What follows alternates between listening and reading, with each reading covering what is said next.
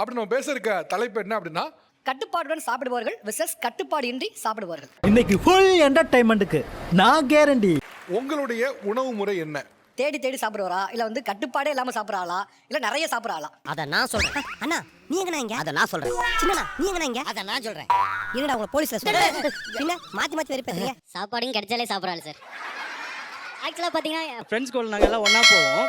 அவங்க வந்து பாதி சாப்பிடுவாங்க, மீதி வந்து சாப்பிடாம என்கிட்ட தந்துருவாங்க. அதனால அவங்க பேரே எனக்கு வச்சிருக்காங்க, டஸ்ட்பின் சாப்பிடுறேன்னு பேரு. டஸ்ட்பின் இதுல ஒண்ணு ஓகேவா? எனக்கு ஓகே இல்ல சார், நமக்கு சோறு கிடைக்குது அது போதும் சார்.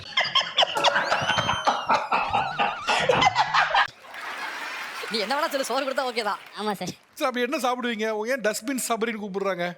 நான் எது தந்தாலும் biryani, curd rice, tomato rice, lemon rice அப்படி எது தந்தாலும் சாப்பிடுவோம். பரோட்டா எல்லாம் ஒரே நேரத்துலயா? இப்போ ஹோட்டல் போறப்ப அளவு மீறி ஆர்டர் பண்றாங்க. அவங்கள பாதி சாப்பிடுவாங்க, மீதி சாப்பிட முடியாது அந்த தலையில கட்டுவாங்க. நான் எல்லாத்தையுமே சாப்பிட்டு பொறுமையா எந்திரிச்சு வருவேன் சார். அது வரைக்கும் அவங்களும் வெயிட் பண்ணுவாங்க சாப்பிட்டு எனக்காக. ஓகே, மிச்சம் வச்சு டஸ்ட்பின்ல போற மாதிரி போயிட்டுமே, ஏன் நீங்க சாப்பிடுறீங்க? சார் அது வேஸ்டா போகுதுல, போன வயித்துக்காவது போகும்ல. அதனால தான் பேரு டஸ்ட்பின் சவரின்னு வச்சுட்டாங்க. ஏதோ அப்துல் கலாம் பேர் வாங்கின மாதிரி. என் பேர் dustbin Sabari, rocket man of இந்தியான்னு சொல்ற மாதிரி டஸ்ட்பின் சபரி. உலகத்திலே குப்பை தொட்டின்னு வைக்கிற பேருக்கு சந்தோஷப்படுறவங்களா நீ தான். நானே ஃபர்ஸ்ட் டர்ன்ட்டு போறேன். என்னது? சரி, உங்க டயட் சொல்லுங்க. டெய்லி காலையில இருந்து சாயங்காலம் என்ன சாப்பிடுவீங்க? காலையில் எப்படியும் இட்லி தோசை தான் சார், அதில் எல்லாம் மாட்டோம்ல. வாரத்தில் 3 நாள் நான்வெஜ், அதில் மெயினாக நல்லி எலும்பு இருக்கணும் ஒரு நாள். ஓ, ஒரு நாள் வந்து மட்டன் இருக்கணும். மட்டன்னா வந்து சும்மா மற்றவங்க சாப்பிட்ற மாதிரி எல்லாம் இல்லை. மற்றவங்களாம் போய் சிக்கன்லாம் பார்த்தீங்கன்னா போன்லெஸ் கேட்பாங்க, நம்ம வாங்குறதே போன் மட்டும்தான். அதில் தான் சார் டேஸ்ட்டே இருக்கும். எலும்புலாம் taste. எலும்பு கடிக்க தான் டேஸ்ட்டே இருக்கும். வாழ்க்கையில் அதை விட அனுபவிக்கிறீங்களா? இன்னொன்று சொல்கிறேன் கேளுங்க, எங்கள் வீட்டில் எலும்பு கிட்டத்தட்ட ஒரு 2 கிலோ எடுப்போம். 3 பேர் சாப்பிடுவோம், என் பையன் பொண்ணு நான் 3 பேர் சேர்ந்து 2 கிலோ 2,500 கிலோ காலி ஆயிரும்.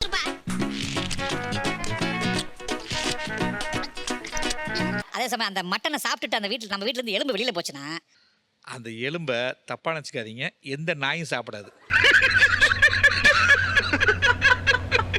ஏன்னா முதல்ல இருந்தால் தானே இருக்குது. எல்லாம் கரண்ட் பொருள் ஒன்றுக்கு முடியாத தான் அந்த எலும்பை வெளியில் போடும். நாயை மோந்து பார்த்துட்டு நமக்கு முன்னாடி ஏதோ ஒரு நாய் சாப்பிட்டுருச்சுலான்ட்டு விட்டுட்டு போனோம். அது மாதிரி சிக்கன்னா முழுசா இவங்க சும்மா தான் சொல்கிறோமே, தொங்க விட்டுட்டு சாப்பிட்றது, இந்த கிரில் சிக்கன் அதெல்லாம் கிடையாது. ஒரு நாட்டுக்கோழி அடித்தா ஒரு ஆள் தனியாக அந்த அழகு கொத்தது இல்லைங்க, அதையும் விரலில் இருக்கிற நகத்தையும் விட்டுட்டு மீதி எல்லாம் A to Z கம்ப்ளீட்டாக கல்லீரல் காணையம் ஒரே ஆளா? ஒரு ஆள். ஏன் திமுங்களா? எப்படி? அதான் முதல்ல நானும் யோசிக்கிறேன். எப்படி ஒரு ஆள் சார் சார்? அவ்வளோதான் 1.25 கிலோ தான். நல்ல நாட்டுக்கோழி வெடக்கோழி எடுத்து 1.4 கிலோ சார். 1.4 கிலோ தான் சார் நீங்க. 1.25 கிலோ எடுத்தீங்கன்னா சிக்கன் செஞ்சு சாப்பிட்டீங்கன்னா 1 கிலோ தான் வரும். அதான் சரி சார், ஒரு கிலோ 1 கிலோ சார். என்ன சார் 1 கிலோங்கிறது என்ன சார்? என்ன இன்னைக்கு இவ்வளவு கம்மியா சாப்பிட்டுருக்க? உடம்புக்கு சரியில்லையாமா? சார் நம்ம அந்த காலத்துல ஒரு ஆட்டுக்கறியே ஒரே நாள்ல நம்ம ஒரு 4 ஃபேமிலி சேர்ந்து சாப்பிட்டாங்க. சாப்பிட்டாங்க, வயல்ல போய் வேலை பார்த்தாங்க, வயல்ல வேலை பார்க்கறோமே. இல்ல சார், இருந்தாலும் ஒன்றும் டைஜஸ்ட் ப்ராப்ளம் இல்லைன்னா சாப்பிட்டுட்டே இருக்கலாம் சார். இதெல்லாம் புயல் காத்துல உட்காந்து எவனா பொறி சாப்பிடுவான், அவங்கிட்ட போய் சொல்றா. இப்போ ஒரு டைஜஸ்ட் ப்ராப்ளம் தான் வரும் இப்போ சாப்பிட்டா. அவரா ஒண்ணு இல்ல, ஜாலியா ஃபன் இல்ல பண்ணல. கண்டிப்பா வரும். இப்போ 50 வயசுன்றாரு. இப்போ சார் நான் 30 வருஷமா சாப்பிட்டுட்டு இருக்கேன் சார். பொண்ணு தானே? போட்டுதான் சார். நீங்க ஆப்போசிட்ல உட்கார்ந்தீங்க. ஒரு வருஷத்துக்கு முன்னாடி இந்த ஷோக்கு வந்திருந்தா நான் அங்க உட்கார்ந்திருப்பேன். இப்போ கொஞ்சம் கான்ஷியஸ் ஆயிட்டு இந்த பக்கம் வந்து எதனால அப்படி மாறினீங்க? சில நேரங்களில் சில மாற்றங்கள், சேஞ்சஸ். அப்பா மாதிரி தான் நானும் சாப்பிட்டு இருந்தேன், இஷ்டத்துக்கு இந்த மாதிரி சாப்பிட்டுட்டு. ஆனா அவர் ஏஜுக்கு அவர் வெயிட் இது பண்றாரு, என் ஏஜுக்கு இந்த வெயிட் தான் இருக்கணும், என் ஹைட்டுக்கு இந்த வெயிட் தான் இருக்கணும். நடுவுல ஒரு சின்னதா ஒரு ஃப்ராக்சர் மாதிரி ஆச்சு கால்ல. பெட் ரெஸ்ட்லயே இருந்தேன். அதே மாதிரி உணவு பழக்கத்துல சாப்பிட்டுட்டே இருந்தேன்னா ரொம்ப ஓவர் வெயிட் ஆயிட்டேன். என்னால நினைச்ச மாதிரி விளையாட முடியல, ஸ்போர்ட்ஸ் போக முடியல, வர முடியல, எதுவுமே பண்ண முடியல. சோ அப்ப டயட் இருந்தா தான் உண்டு, உடற்பயிற்சி பண்ணா மட்டும் கிடையாது.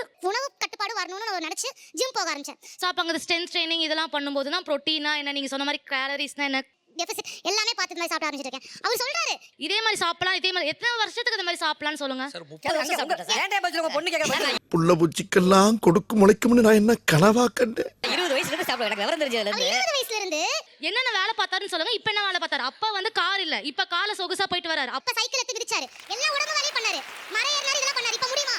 நான் ஹர்ட் ஆயிட்டேன் சார். இனிமே நான் உன்கிட்ட பேச மாட்டேன். இப்ப முடியுமா? அந்த உடல்ல பண்ண முடியுமா? இப்ப மறையறதெல்லாம் முடியாது. நான் பிறந்ததுல இருந்து நான் அந்த மாதிரி இல்லைங்க சார். என்ன வசதியா தான வளர்த்தனாரு. ஆனா அவர் சாப்பிட்டாலே நான் சாப்பிட்டா அப்படி ஆவேன். முன்னாடி தினமரம் ஏறுவீங்களா? சார் எல்லாம் அப்ப அன்னைக்கு சைக்கிள் ஓட்டணும், தென்னை ஏறணும். நீங்க சொன்ன மாதிரி விவசாய வேலை பார்த்தோம். இப்ப ஏற முடியாது.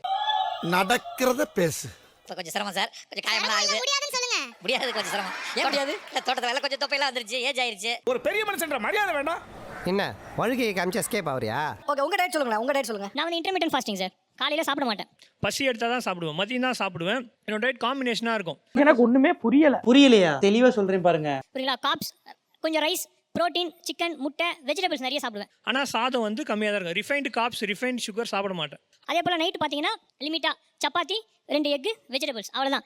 6 வேளை சோறு தின்னாலும் மேற்கொண்டு நொறுக்கு தண்ணி வேற திங்கிற குடும்பம்னா நாங்க. காலையில பசி எடுத்தா தான் சாப்பிடுவேன், இல்ல மொத்தமே சாப்பிடவே 2 வேளை சாப்பாடு. ஆமா 2 வேளை இன்டர்மிட்டன்ட் ஃபாஸ்டிங். 16 மணி நேரம் ஃபாஸ்டிங், 8 மணி நேரம் தான் சாப்பிடுவேன். ஆனா நல்லா சாப்பிடுவேன். இப்போ அவங்க சொல்ற மாதிரி ஐயா சொன்னாரு, நீங்க வயித்த காய போறீங்க எதுக்கு? உங்களை போல தான் நிறைய மட்டன் 2 கிலோ 3 கிலோ கூட சாப்பிடுவேன். என்னடா சொல்ற? ஆமாண்ணே. ஆனா மட்டன் மட்டும் தான் சாப்பிடுவேன், ரைஸ் சாப்பிட மாட்டேன். ரைஸ் இன் தி சென்ஸ் இந்த காப்ஸே சாப்பிட மாட்டேன். ஓகே 2 வேளை சாப்பிட்டா பேர் இன்டர்மீடியட் ஆமா ஃபாஸ்டிங். Intermittent fasting. ரொம்ப வருஷமா நான் தான் பண்றேன், ஆனா பேர் தெரியாம இருந்திருக்கேன். இங்க சூதுவா தெரியாம வளர்ந்துட்டே என்ன பண்ண சொல்றீங்க? நல்லா ஃபிட்டா இருப்பீங்க, எனர்ஜியா இருப்பீங்க. ஓகே பரட்டா மறக்காம சர்ப்ரைஸ் பண்ணுங்க. தேங்க்யூ.